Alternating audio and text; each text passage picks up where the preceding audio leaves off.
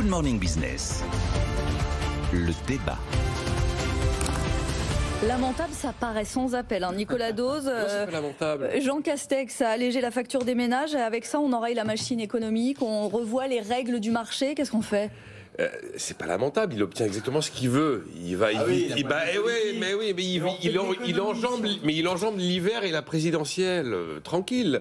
Parce qu'il n'y a pas de problème, ce qui a été annoncé là, le gel des tarifs réglementés du gaz pour 7 mois, et puis le plafonnement de la hausse de l'électricité entre février 2022 et février 2023 à 4%. Ça va alléger la facture de tout le monde.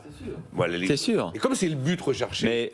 Mais alors, effectivement, si vous me demandez un regard qui n'est pas tellement politique, mais plus économique, c'est le bon vieux blocage des prix. Enfin, le bon vieux blocage des prix, il y a ce qui se voit. J'ai un effet, petit court terme, correspondant à mon dessin politique. Et puis à moyen terme, quand vous avez bloqué, quand vous avez gelé, quand vous dégelez, vous rattrapez ce que vous avez perdu. On le sait bien. Et puis là, en plus, il y a des phénomènes. Les phénomènes, c'est que c'est une mesure qui va profiter à tous les ménages de France. Tandis que, honnêtement, comme on sait que le vert c'est cher, comme on veut faire de la transition écologique, comme on veut donner un prix au carbone, on annonce hier des mesures qui en fait subventionnent les énergies fossiles. Pour des raisons de court terme. Notamment le gaz, évidemment. Dans ces cas-là, si vraiment on veut installer la transition énergétique, il faut considérer qu'on fera un super chèque énergie pour les ménages, les 6 millions, 7 millions de ménages modestes, mais que ceux qui peuvent se payer la hausse, ils la payent. Parce qu'il faudra bien commencer un jour à la payer, la hausse des énergies, du prix du carbone. Si on commence jamais à la payer, si chaque fois qu'elle pointe le bout de son nez, on fait du tripatouillage des prix pour éviter qu'elle n'existe, vous pouvez l'attendre, la transition énergétique. Et puis, le prix, c'est un signal. Le signal prix, ça a du sens. Et il ne faut pas pervertir les signaux de marché. Donc, je pense que la bonne solution, c'est peut-être de faire un chèque énergie peut-être à 300 ou 400 euros, mais de laisser le marché se réguler normalement. Jean-Marc Daniel. Oui, il est évident qu'il fallait laisser le marché se réguler normalement. On ne va pas faire l'histoire ici de tous les blocages des prix qui ont été des échecs. On peut remonter à Dioclétien au IIIe siècle après Jésus-Christ, et ça a déjà été une bêtise. Et donc, depuis, toute l'histoire l'a confirmé. Je ferai par rapport à pour compléter ce que dit Nicolas, et pour compléter le mot lamentable. Lamentable, il y a de quoi se lamenter, effectivement, et parce qu'en plus c'est calamiteux, c'est-à-dire les conséquences vont être des conséquences extrêmement négatives de ce genre d'opération.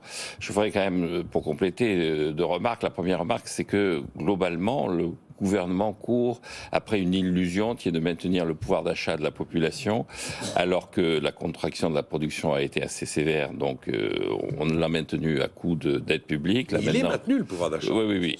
On l'a maintenu à coup de dette publique, là on continue à le maintenir à coup de dette publique, parce que les entreprises qui sont derrière, il faudra bien à un moment donné compenser la perte.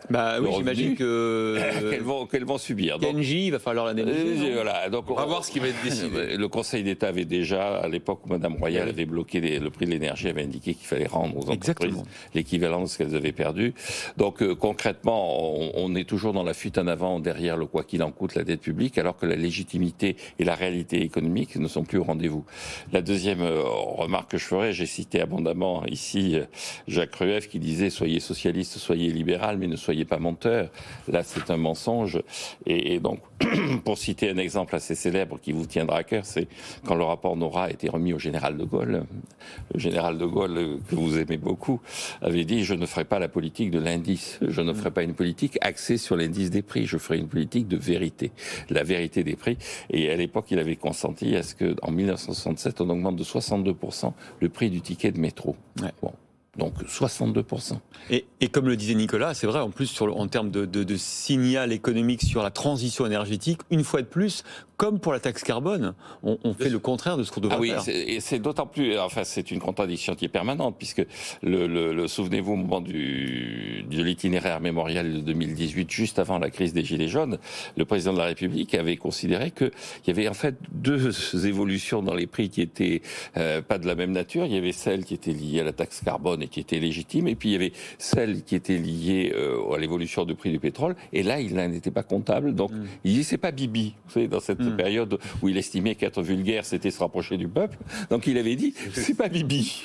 Bon, et c'est donc la population, elle n'a pas besoin de savoir si c'est Bibi ou pas Bibi. La Bibi, c'est Castex, là, pour le coup. Bibi, c'est Castex. Et donc, concrètement, le prix de l'énergie a vocation à augmenter, ne serait-ce que parce que ça correspond à une nécessité économique et écologique. Bon, on enjambe la période hivernale et la présidentielle, c'est le seul objectif.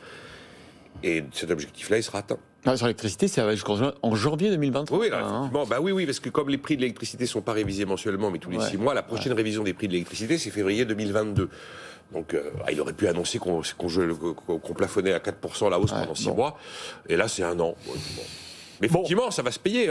Ça va se payer. On n'est pas allé jusqu'à décider des baisses de TVA comme l'ont fait les Espagnols, mais il y a un moment, il faudra trouver des ressources pour combler le manque à gagner.